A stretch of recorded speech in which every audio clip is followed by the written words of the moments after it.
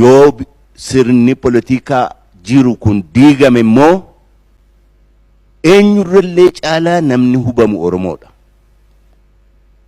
Eenyurrallee caalaa maaliifi Itoophiyaan nurraam kan isheen teessu gaafa jigdu nurratti jigdi.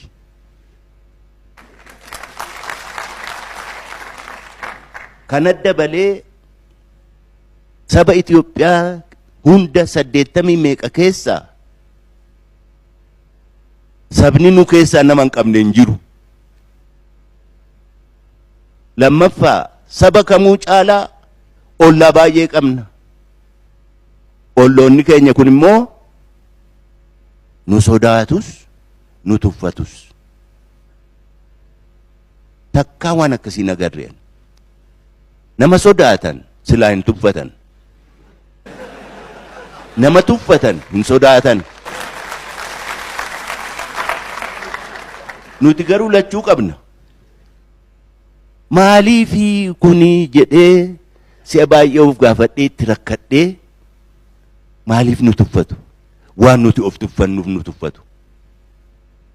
Nuutu of hin kabajnu, wal hin kabajnu.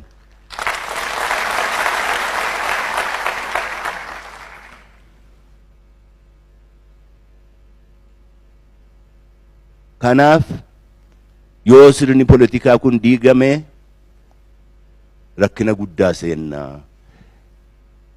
Ceehumsa dimokiraasii kana milkeessuun dirqama keenya, dirqama hunda keenyaati. Waan tokko ol yaadachiisu barbaachisa. Sochii qeerroo kanaa abbaan isaa baay'ee. Anis osoon abbaan qeerroo ana jedhee nan fedha.